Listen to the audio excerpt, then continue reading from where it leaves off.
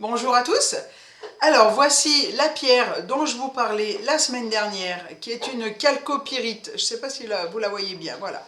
La chalcopyrite brute, elle est comme ceci. En fait, elle est toute brillante, bleu, rose, jaune. Et comme je vous le disais, c'est la pierre du lâcher-prise. Aujourd'hui, je vous présente l'amazonite, qui, elle, est en rapport bien sûr avec le fleuve Amazon. L'amazonite, qui est une variété de feldspath à base de potassium. Cette pierre, elle est utilisée en guise d'amulette par les anciens Égyptiens. C'est une pierre de protection, mais surtout une pierre de l'espoir, parce qu'elle incite à parler avec confiance et sûreté, et à avoir de l'espoir dans tous les dans tous les projets qu'on a. C'est la pierre du succès. Elle est aussi la pierre de la communication, parce qu'elle communique en vérité, sans excès, et avec équilibre et intégrité. C'est le chakra de la gorge qui est privilégié, et puis du cœur supérieur.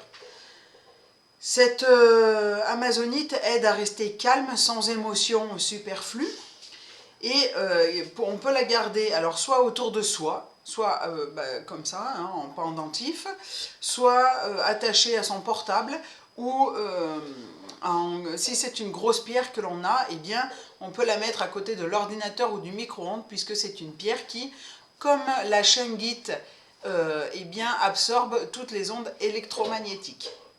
Voilà. C'est aussi une pierre, puisque je vous la présente aujourd'hui, c'est une pierre aussi qui facilite la connexion avec l'au-delà, enfin avec le monde subtil, on va dire, pour tout ce qui est eh bien, communication animale, magnétisme, etc., etc. Voilà. Eh bien écoutez, ce sera tout pour cette semaine avec cette courte vidéo. La semaine prochaine, je pense que je reparlerai un petit peu des communications animales. Et puis pour ceux que ça intéresse, pour une communication animale, une consultation Feng Shui, un nettoyage énergétique de votre habitat, je vous laisse me contacter à marilenallegre@gmail.com ou au 07 88 85 91 70. Bye bye, bonne semaine!